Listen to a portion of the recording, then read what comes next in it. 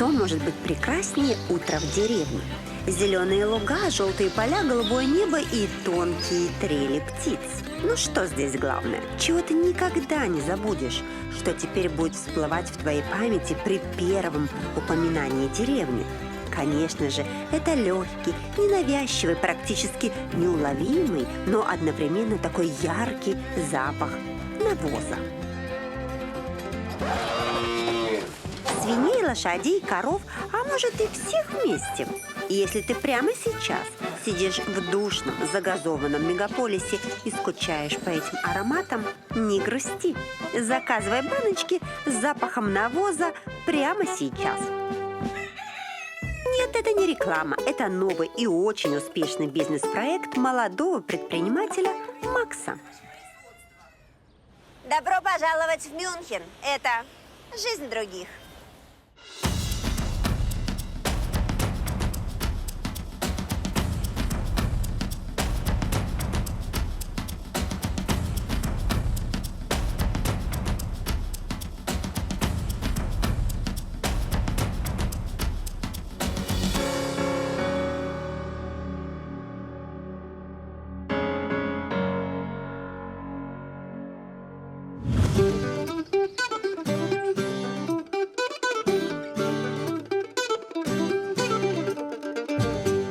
Для вас такой типичный житель Мюнхена. Для меня это человек, который ездит на хорошем авто, яро болеет за местный футбольный клуб, имеет хорошую зарплату, но при этом считает каждую копейку. Любит немного выпить, но много поесть. Да, ощущение, что я сейчас описала всех немцев сразу. Так кто же такие баварцы и чем они отличаются? Давайте же сегодня это все и узнаем.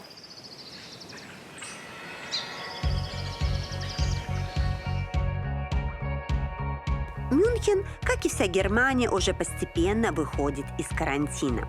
Транспорт оживает, открываются рестораны, а по улицам можно ходить без масок. Словом, народ возвращается к своей обычной жизни, а ведь именно она меня и интересует.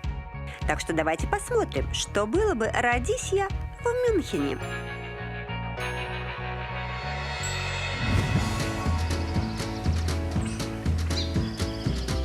Например, я могла появиться на свет в большой семье Оливера и Фредерики. Тогда я бы жила в огромном доме вместе с добрым десятком родственников и сводила бы общий бюджет словно в коммуне.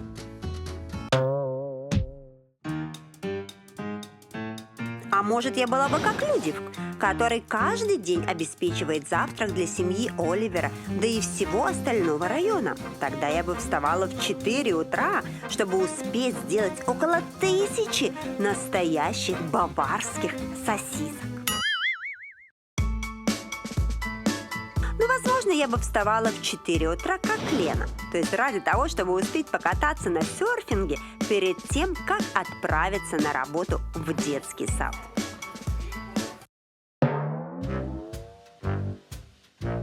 А вот если я бы жила в Мюнхене и здесь забеременела, то, не дожидаясь, когда пройдет 9 месяцев, первым делом пошла бы к акушерке. Я помню, когда я была беременная, я все 9 месяцев звонила своему доктору 24 часа в сутки. И с поводом, и без повода. А в Мюнхене женщина может общаться не только со своим доктором, но и просто с акушеркой. Мало того, большинство местных женщин предпочитает наблюдаться именно у акушерок, ведь здесь есть целый ряд своих преимуществ. Основная причина – это количество времени. У акушерки его всегда больше. А значит, и к вопросам женщины она относится более внимательно и предложит больше разных процедур, облегчающих беременность. Например, сделает тейпирование живота или акупунктуру. А у врача на это просто нет времени. Все, что касается родов в Германии, это полностью бесплатно. Лекарства, анализы, питание и пребывание в палате. А в крупных клиниках при необходимости к услугам новорожденного и его матери предоставлен настоящий банк грудного молока. Большую роль банк грудного молока играет для малышей, которые родились преждевременно. и для всех остальных, которые лежат в интенсивной терапии. Услуга предоставления молока покрывается страховкой, а сдают его женщины с избытком своего собственного и под строгим гигиеническим контролем. После родов в клинике принято оставаться не больше 3 дней. А дальше забирайте и как минимум до года воспитывайте своего ребенка дома. Когда приходит время отдавать ребенка в детский сад, у местных мам есть выбор. Либо отдать ребенка в обыкновенный детский сад, либо отдать в просторный, прекрасный частный детский сад. О, Господи. Много частных детских садов здесь очень маленькие. Они располагаются в небольшом доме или даже квартире. Детей здесь может быть так мало, что с ними справляется одна владелица садика и еще 1-2 воспитателя. Поэтому такую владелицу даже называют дневной мамой. Дневная мама – это женщина, которая присматривает за 4-5 детьми. Она может организовать такой детсад и у себя дома. Но это не так просто. Ей все равно надо делать ремонт согласно стандартам, получать специальное образование и лицензию государственной организации. Несмотря на то, что большинство местных детей ходят в частные садики, в системе оплаты разобраться довольно сложно. Если одни родители платят полную цену, а она может доходить до 800 евро в месяц, то другие не платят вообще ничего. Все напрямую зависит от уровня зарплаты. Вы планируете отдых в Мюнхене, а может деловую встречу или семинар? Тогда я рекомендую вам Ава-отель. Это роскошные номера, вкусные завтраки, а также просторные конференц-залы, подходящие для любой концепции мероприятия. Будем так? Ава-отель, кстати, находится в самом центре, поэтому сюда очень удобно добираться. Номер мне, пожалуйста. Ага, уже все приготовили. Данке. Если оба родителя работают и получают хорошую зарплату, скажем, по 5000 евро в месяц, то оплачивать частный детский сад они будут полностью. Но если в ту же группу ходит ребенок одинокой, безработной мамы, то всю оплату может компенсировать государство. Сейчас Германия только выходит из карантина, и многие детские сады закрыты. Но обычно они начинают свою работу с раннего утра. И, например, воспитательница Лена, которая давала нам интервью, рассказала, что чтобы не стоять в пробках и приезжать вовремя, в Мюнхене можно добираться до работы не только на общественном транспорте или машине. Местные жители утром просыпаются, завтракают, идут на работу, встречаются с друзьями, обедают и занимаются серфингом. Представляете, прямо в центре города люди катаются на досках на волне. Как это возможно? Просто немыслимо. Посмотри.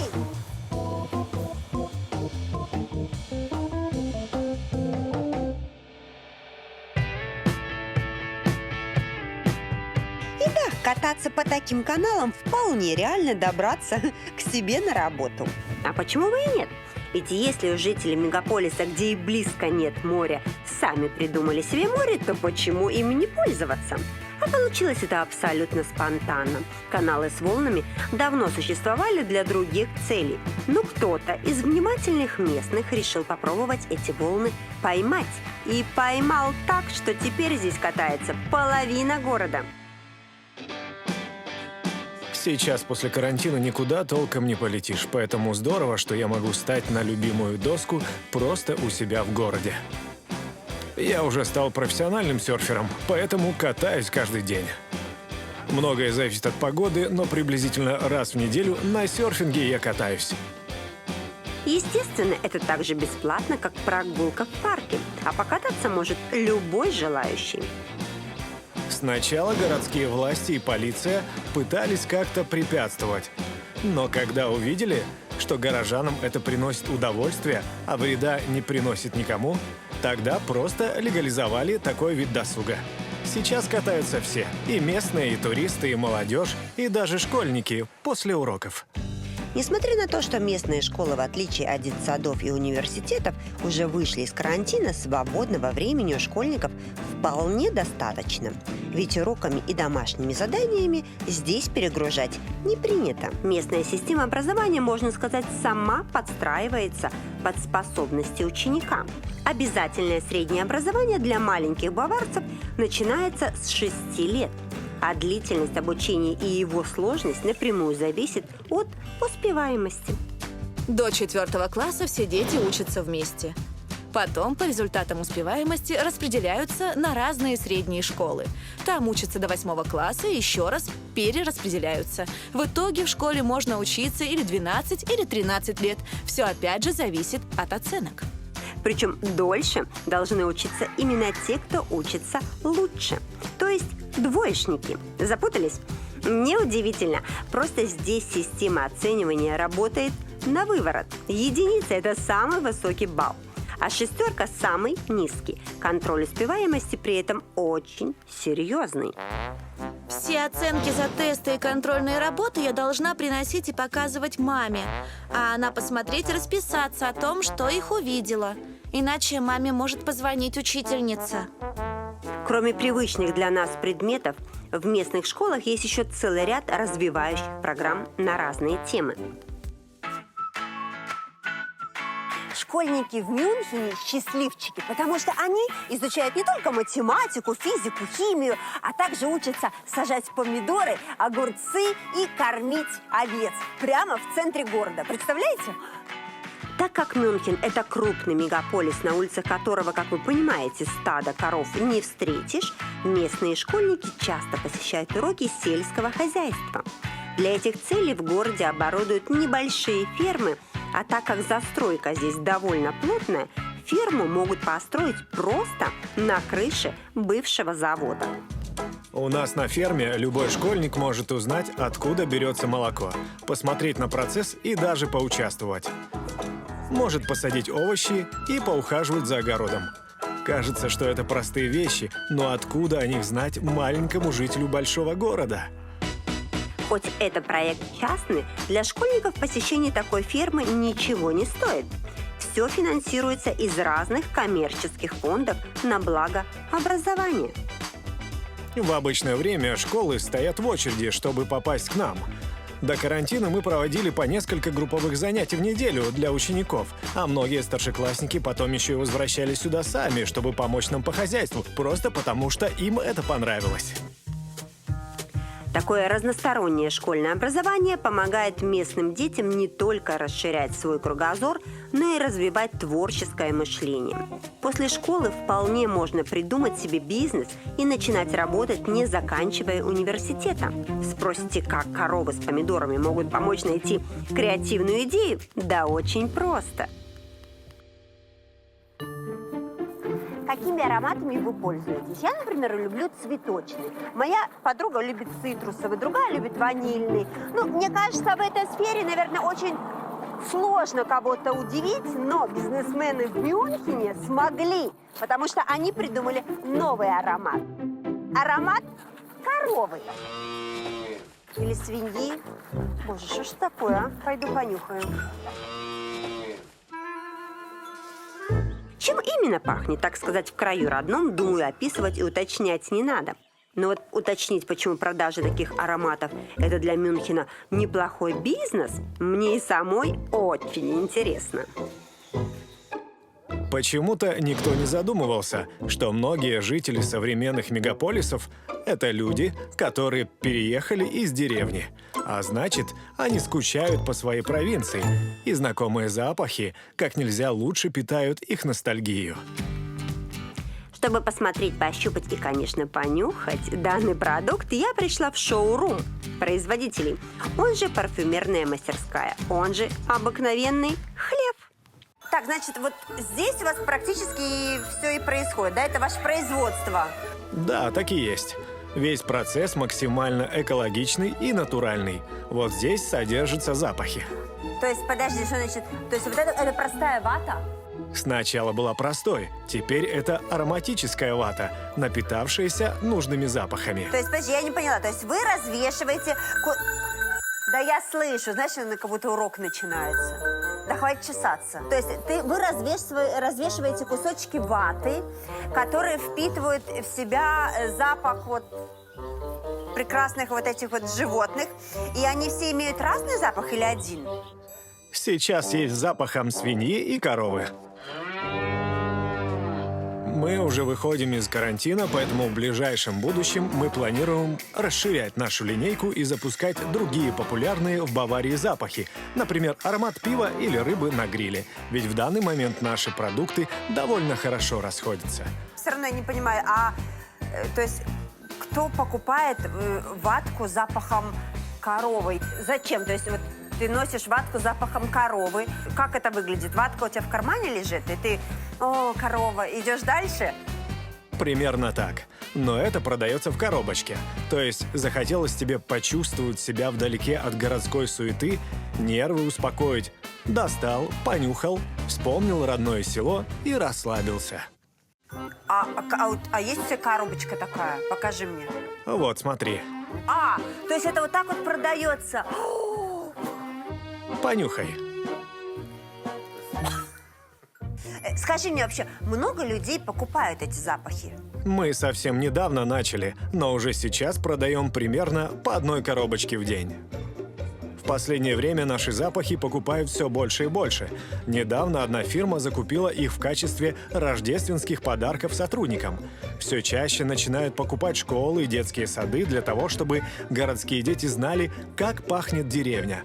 Ну а кто-то берет просто для себя или на подарок. Скажи мне, а сколько стоит такая баночка? 9 евро. 9 евро? А на сколько ее хватает? Это как хорошие духи. Коробочки хватит на 6-8 месяцев. Хороший бизнес, кстати. Обратите внимание, 9 евро баночка, и ты ничего не вкладываешь, только ваточку перекладываешь и все. Этот бизнес действительно хороший, тем более все деньги, которые мы зарабатываем, мы оставляем себе, так как по нашим законам начинающий мелкий бизнес вообще никаких налогов не платит. Доходы в размере до 8500 евро в год у нас налогами не облагаются. Но если ваш доход начинает расти, то и растет и налоговая ставка. Верхняя планка налогообложения 42%. Но это уже для тех, кто зарабатывает сотни тысяч. Скажи мне, а ты сам пользуешься этими запахами? Конечно, я же сам вырос в деревне, а уже потом переехал жить в Мюнхен. История Макса стара как мир. Он, как в общем-то и большинство деревенских жителей, которые переехали в Мюнхен, приехал поступать в университет. Да так и остался. Ведь если ты хорошо учился в школе, то поступить в вуз в Германии совсем не сложно. Вступительных экзаменов на многих факультетах просто нет, как и оплаты за обучение. Нельзя сказать, что учиться в вузе здесь полностью бесплатно. За семестр мы все же делаем взносы, это около 100 евро. Точная сумма зависит от конкретного заведения. За это нам выдают проездной на транспорт или предоставляют другие студенческие скидки. Само обучение здесь организовано так, что студент не обязан посещать лекции вместе со своими сокурсниками.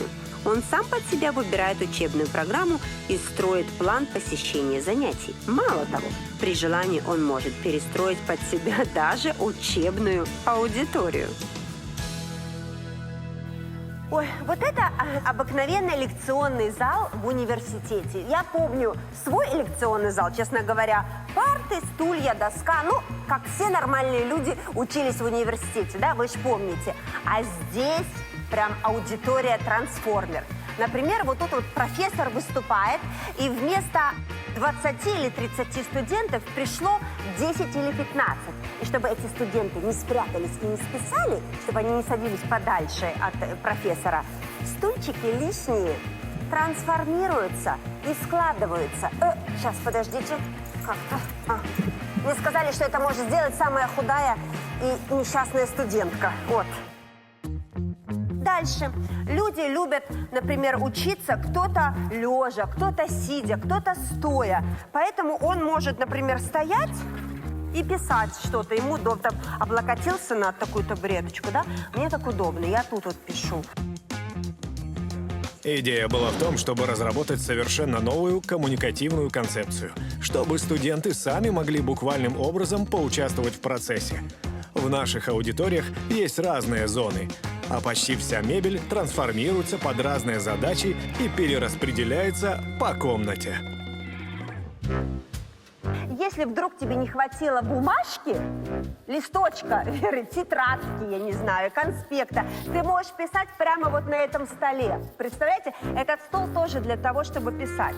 Больше того, если ты потом, знаешь, не понимаешь, что ты написал, как говорится в одном известном фильме, легким движением руки стол мы превращаем... Подождите. Мне сказали, что это может сделать любая худая студентка. Может быть, в этом и секрет, что худая может? Так, подожди. Легким движением руки. Легким движением руки стол превращается... Сейчас, секундочку. Стол превращается... Секундочку. Стол превращается в доску, господи. Ой, так, стой, куда же ты? Ой, боже, стой.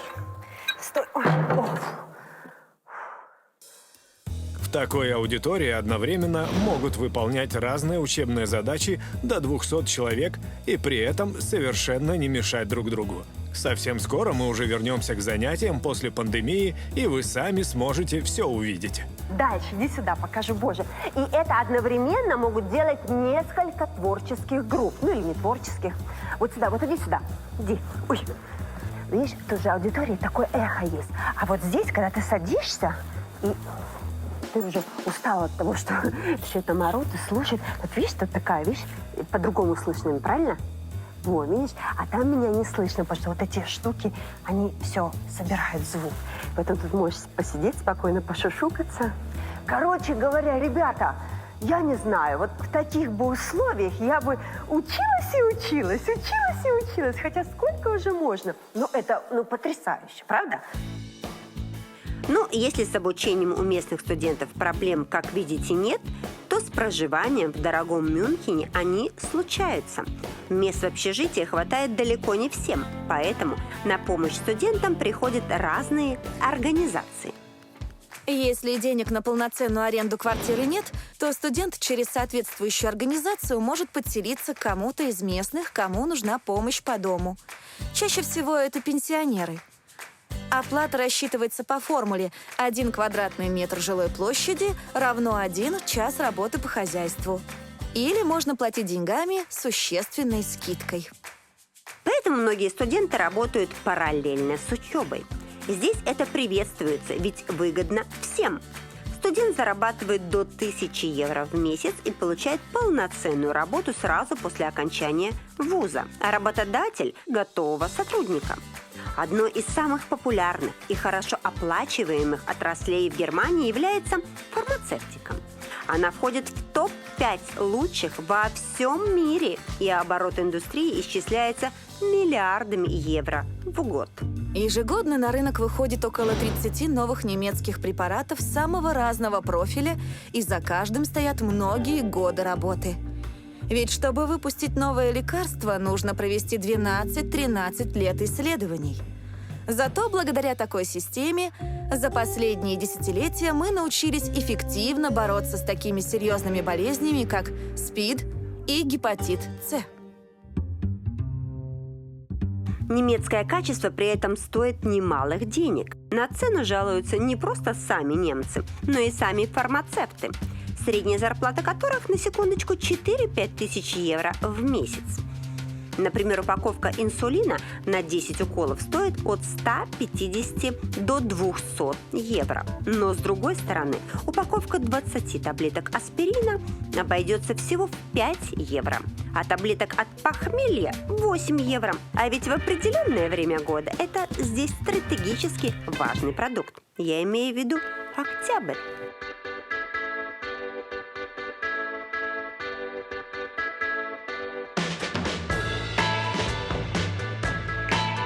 Каждый год в октябре в Мюнхене проходит знаменитый на весь мир праздник Октоберфест. В нем участвуют миллионы как местных, так и туристов. Пиво они также выпивают на миллионы. В этом году по причине пандемии фестиваль отменили, и все шатры пустуют. Но обычно за время праздника на пиве зарабатывают больше, чем Ближний Восток на нефти. Шутка, конечно, но рядовой официант в пивном шатре за 2 недели фестиваля может заработать 10 тысяч евро. Говорят, не меньше зарабатывает и уборщик. Но правда ли это? Он мне сказать постеснялся. Получаем мы, правда, неплохо. Просто по контракту нельзя говорить, сколько именно. Но и работа – это тоже непростая. С 9 утра и до самой ночи. За день надо убрать не 1 тонну мусора. Но зато это весело. Что люди только не теряют. Я находил все. От вставной челюсти до потерянных штанов. А ведь кто-то поехал без них домой к жене. Хорошо зарабатывают во время фестиваля не только уборщики и пивовары. В 2-3 раза больше клиентов появляется и в другой сфере обслуживания, в которой и без того зарабатывают очень достойно. Вот в этом здании Иго несколько лет назад открыл свой бизнес. Чтобы попасть к нему на работу, не обязательно иметь образование. Неважно, какой у вас рост, вес, размер груди. Главное, просто любить свою работу, потому что оплачивается она очень хорошо. И хорошая пенсия вам гарантирована, потому что Иго открыл здесь бордель.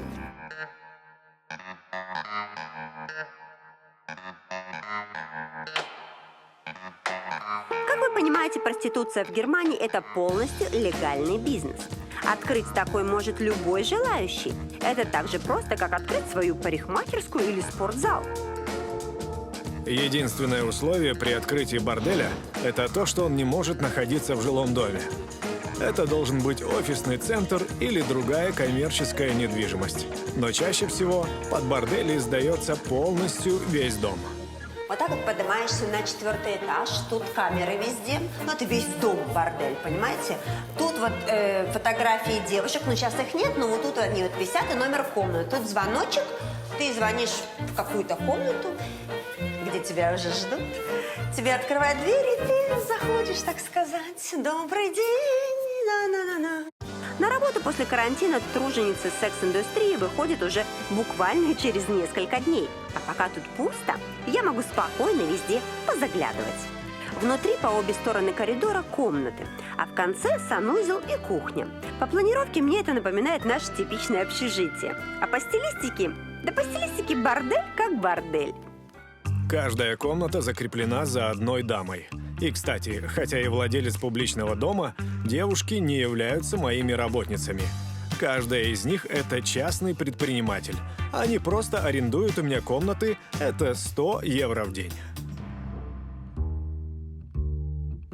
Комнаты, посмотрите. Тут, конечно, такой темень. А, вот, смотри, включила свет. Заходи, заходи, не бойся, не бойся. То есть все необходимое для хорошего времяпрепровождения находится под рукой. Кресло, чтобы сложить вещи, кровать. Ну, такая себе, честно, кровать. А самое главное, иди сюда, тебе покажу сейчас. Если вдруг, не дай бог, что-то происходит, ну, серьезное, такое страшное, девушка всегда может нажать на эту кнопку. И все, ее все прибегут спасать. Представляете? Моя основная обязанность – это организовать чистоту, безопасность и конфиденциальность. Как для работниц, так и для клиентов. Ведь приходят абсолютно разные люди. Это может быть бизнесмен, политик или отец, который привел своего сына, чтобы подарить ему, так сказать, первый раз. И хоть стоит такая услуга немало – 50 евро за 15 минут. По словам местных работниц, до карантина они проблем с клиентами не испытывали. Некоторые могли принимать по 5-10 клиентов за день. Тут уже, как говорится, по самочувствию.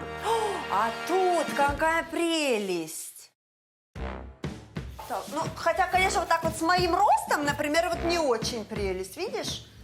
То есть тут играют люди повыше, чем я. Люстра красивая, видите? Ну, как бы все, мне кажется, условия для хорошей работы абсолютно созданы. То есть приходи и честно отрабатывай свои 50 евро за 15-20 минут. Ты вот столько зарабатываешь, Василий, скажи мне? Нет. И режиссер у меня столько не зарабатывает. Да, господи, я столько не зарабатываю. Самое лучшее в этом бизнесе – то, что он здесь легализован. Ведь так или иначе, самая древняя профессия существовать будет. Но если это законно, то и посетители, и работницы всегда спокойны за свою безопасность и за свое здоровье. К нам ведь приходят не только одинокие, но и семейные люди. Но все это, конечно, случаи частные. Не каждый замужний баварец любит загулять так, чтобы вернуться домой без штанов. Подавляющее большинство местных внимательно хранят традиционные семейные ценности. Чтобы разузнать об этом подробнее, с утра пораньше я пришла к Оливеру и Фредерике. Во всех странах утро воскресенья начинается одинаково. С завтрака. Что такое типичный баварский завтрак? Я пришла в типичную баварскую семью, чтобы узнать, что же у них на завтрак. Кофе, круассан, ну, может, вдруг кофе. Ой, как было бы хорошо. Оливер и Фредерика живут на окраине Мюнхена вместе со своими детьми и внуками в одном большом доме. Он работает в банке, а она в детском саду. Одним словом, так живет и завтракает обычная баварская семья среднего класса. О, hello! Привет, заходи. Ничего себе, сосисочки такие! Каждому полагается по 2 штуки. Каждому по 2? Так у вас тут прямо целая армия. Конечно. Да уж, с таким количеством мяса с самого утра про любые круассаны и думать забудешь. Но так завтракать здесь принято практически в каждой семье. Да и это еще не самое удивительное. Оказывается, здесь каждое утро может быть свой Октоберфест. А подожди, а это что, пиво на завтрак? Конечно, какой же завтрак без пива? Я возьму тогда, ничего Ну да. себе! Пиво на завтрак, вы видели такое? Вот это. А вы все время его пьете на завтрак? То есть, подождите, вот это нормальный завтрак у вас? Ну да. Господи, вы меня это самое, я уже не знаю, на что мне реагировать. А вы в таких платьях, вы все время так ходите? Она иногда надевает, а я в нем всегда и дома, и на работе. Серьезно? Так как интересно. В национальных костюмах выходят завтракать. То есть, и столько у вас тут людей, да? Вы тут все вместе живете, получается? Да, но это не все, остальные еще спускаются. Всех, кто пришел после этого, честно говоря, я не запомнила. В общем, все как положено в большой семье. Сын, зять, внук, друг маминой подруги. И как только все собрались, то тут же уселись трапезничать. Вот традиционный баварский завтрак. Брецель, понимаешь, 2 сосиски свиные и стакан пива. Вот такая норма на завтрак. Ну что, прекрасный завтрак, я вам хочу сказать. И сладкая еще горчица. А, еще и сыр, да? Мой завтрак – это традиционная баварская еда. Белые колбаски, бокал пива и брецель. Я предпочитаю завтракать квашеной капустой и парой колбасок. По утрам я ем мюсли, но для нас, баварцев, это скорее исключение. А кофе вы пьете, кстати? Иногда, но точно не с этим завтраком. В молодости, когда мы еще не были женаты, я пил больше кофе. Я слышала, что в Баварии люди женятся, когда они долго живут вместе, когда у них уже появляются дети, и только потом они могут жениться. Это правда или нет? Скорее, да. Мы поженились спустя 10 лет совместной жизни, когда у нас уже были дети. А почему вы тянули 10 лет, чтобы пожениться? Чего вы раньше не женились? Потому что это нерационально. Сначала надо наладить карьеру, встать на ноги. А свадьба – это же вещь не первой необходимости. И потом, кому нужны эти хлопоты с разводом, если вдруг что-то не сложилось? Согласно нашим законам, если мужчина и женщина подают на развод, сначала они должны разъехаться и минимум год прожить отдельно друг от друга. Только после этого можно будет получить развод. Ну, у вас такая большая семья, у вас есть какой-то общий бюджет, не знаю, там, вот это там за дом заплатить, это на еду, это там для того, чтобы ухаживать за всем, что вокруг? У нас с женой общий бюджет, но появился он не сразу, а у детей по-разному, кто как в своей семье решил. Но так как все мы живем в одном доме, то каждый должен делать свой общий вклад за еду и коммунальные. То есть хочешь есть, вкладывай свою сумму, да? То есть просто так вот тут просто есть никто не будет, да? Именно. Наш дом разделен на 4 квартиры. За каждую платит тот, кто в нем живет. Это примерно 200 евро в месяц коммунальных. Плюс мы собираем общий бюджет на еду и остальные бытовые вещи. Система у нас такая, что-то вроде коммуны. Иначе никак. Ведь у нас очень большая семья. Но вообще у вас на самом деле такой шум, потому что у вас столько много людей. А в Баварии вообще принято жаловаться на соседей, потому что они, может быть, шумят и кому-то мешают? У нас такое редко, но если ты живешь в многоквартирном доме, то да. Например, у тебя под домом лужайка, на которой стоит табличка, что детям играть нельзя. И если кто-то из детей начнет там бегать, жильцы наверняка вызовут полицию. Споры между соседями по поводу шума могут даже доходить до суда. В таком случае уже судья будет решать, кто виноват и какое наказание ждет нарушителя. Это может быть штраф от 35 евро до нескольких тысяч, а может быть и принудительное выселение из квартиры. Причиной разбирательства может быть не только бытовой шум, но и парковка у дома. И это неудивительно, ведь каждое место закреплено за номером машины и стоит немалых денег. Впрочем, как и вся недвижимость в Мюнхене. Мюнхен – самый дорогой город Германии. Например, у меня квартира 60 квадратных метров. Аренда такой в центре города стоит 1500 евро в месяц. Плюс 200 евро за воду и уборку дома. Плюс 70 за электричество. Плюс 50 за парковку. И это я еще интернет не посчитал. 30 евро в месяц. Отдельного упоминания стоит содержание собственного автомобиля. Посчитать конкретную сумму здесь невозможно, ведь она для всех индивидуальна. Но то, что всем это стоит копеечку, очевидно. Содержание моей новой малолитражки обходится где-то в 300 евро в месяц. Это бензин, страховка и налог. Но нужно понимать, что чем старше авто, тем выше налог. Он напрямую зависит от количества вредных выхлопов. Соответственно, за старый большой автомобиль можно платить и 1000, и 1500. Поэтому куда выгоднее ездить на новом. Кроме того, любой уважающий себя баварец любит хорошенько поесть. А это еще 300 евро в месяц на человека. Ну, а как вы хотели, баварские сосиски – это ведь качественный мясной продукт, сделанный вручную. А съесть его надо еще до обеда. Поэтому каждый мясник просыпается в 4-5 утра, чтобы успеть накормить всех своих клиентов. Так, Людвиг, и ты вот каждое утро приходишь так вот и начинаешь делать сосисочки. Так, это у нас уже какие сосисочки получаются? Это баварская белая сосиска. Я таких делаю примерно 1000 штук за утро. Так страшно. А ты один работаешь? Да, у меня здесь уже все автоматизировано. Одному можно справиться.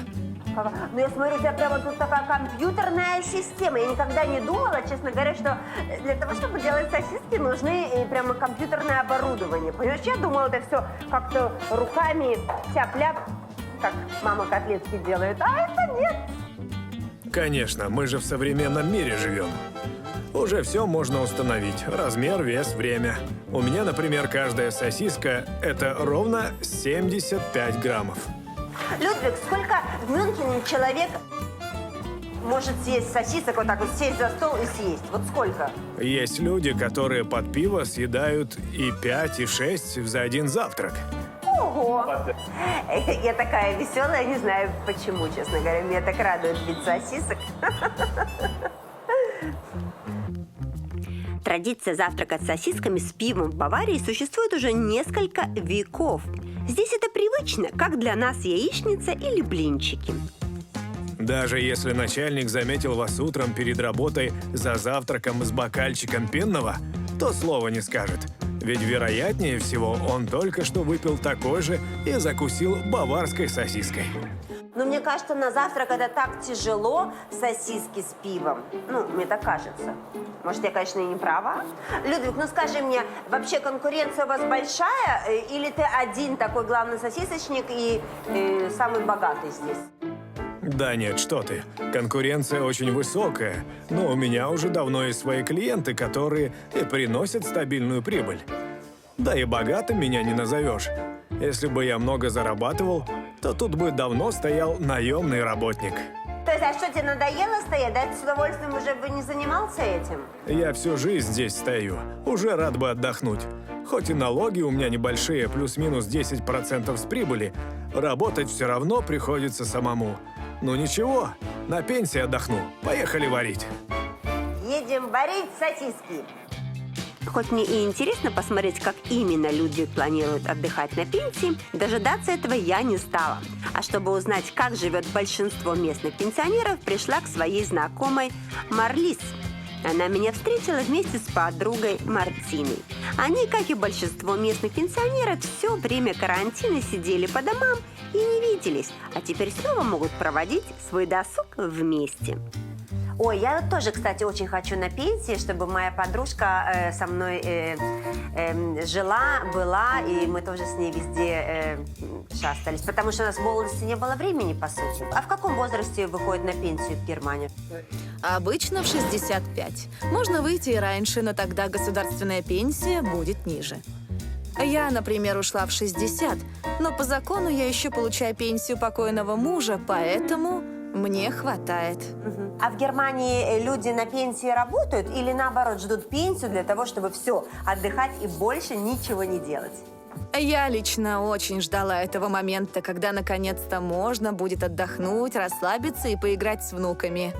А пенсионеры в Мюнхене, в Германии вообще часто сидят со своими внуками? Вот вы много времени им уделяете? В основном, да. Мы любим нянчиться с внуками. Даже те, у кого нет своих собственных или они далеко, предлагают свои услуги чужой семье, чтобы посидеть с их детьми. Это взаимная услуга. Ее можно назвать «бабушка» или «дедушка на прокат». Специальная организация сводит одиноких пенсионеров с семьями, где нет бабушек и дедушек. Это делается просто для того, чтобы разные поколения общались между собой. И для всех это абсолютно бесплатно.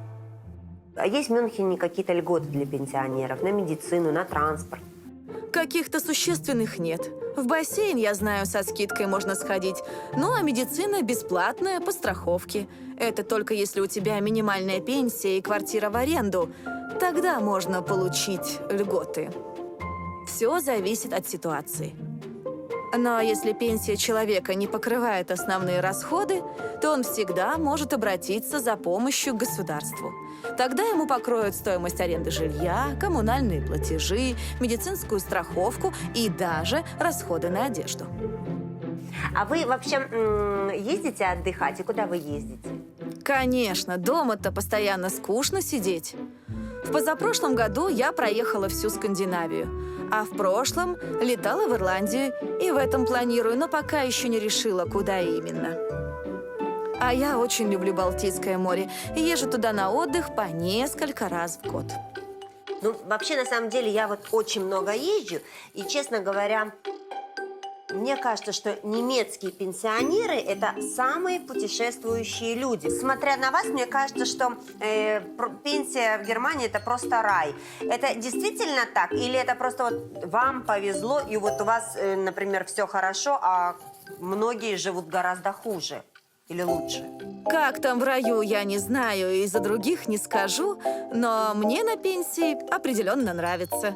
Главное, это то, что после выхода на пенсию я не стала себя в чем-то ограничивать. Я живу полноценной жизнью, и я самодостаточна. Считаю, это главное. Самодостаточность и расчет только на свои силы. Это, вероятно, самая выразительная черта баварцев.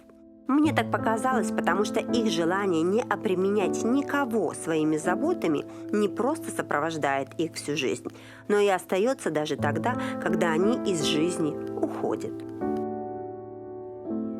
Лично я решила, что когда придет мое время, я, как и мой покойный муж, выберу анонимные похороны.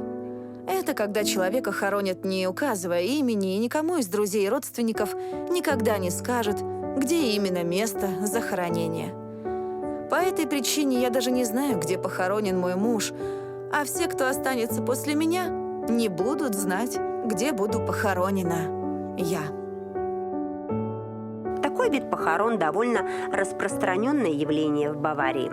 Чтобы им воспользоваться, надо просто подать заявление в соответствующий орган и лично оплатить все расходы. Это примерно 2000 евро. Кроме этого, в Мюнхене существует еще один вид погребения – в корнях деревьев. Его стоимость не слишком отличается от обычного, примерно 2500 евро, но выглядит это не совсем обычно. Могила под деревом, как мне кажется, намного эстетичнее обычной. Урну с прахом просто закапывают между корнями дерева, а на ствол цепляют табличку с именем. По сути, такое кладбище выглядит просто, как лес или парк.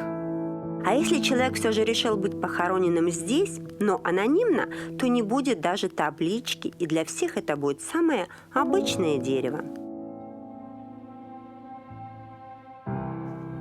Просто-напросто я не хочу обременять моих детей и родственников церемонией, а потом ухаживанием за моей могилой и всеми сопутствующими затратами.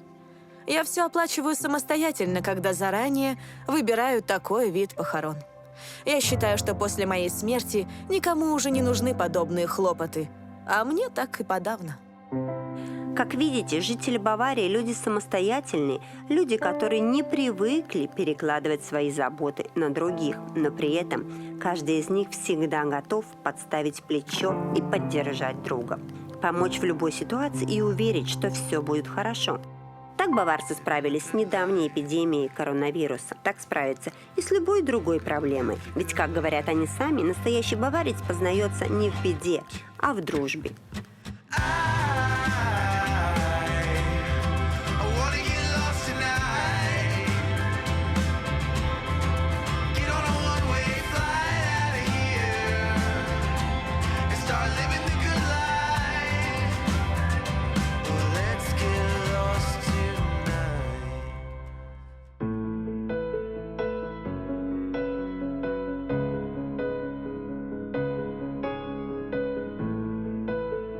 Баварцы говорят, что тут все не так, как у соседей. Что в Мюнхене даже часы идут иначе. Хоть лично мне кажется, что там на ратуше такие же 24 часа, как и во всем мире. Но любой местный вам скажет, что баварец – это нетипичный немец, потому что… Мы более открытые и веселые. Не знаю, можно ли так сказать на русском, но я бы описал наш характер как уютный. Я думаю, мы более замкнутые. Но не такие чопорные, расчетливые. Жизнерадостные. Дружелюбные. Лучше всех играем в футбол и катаемся на серфинге. А мне кажется, что мы такие же.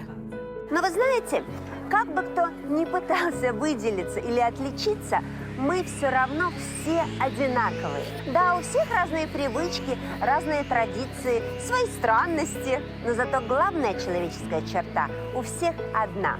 Это любовь к жизни, даже к жизни других.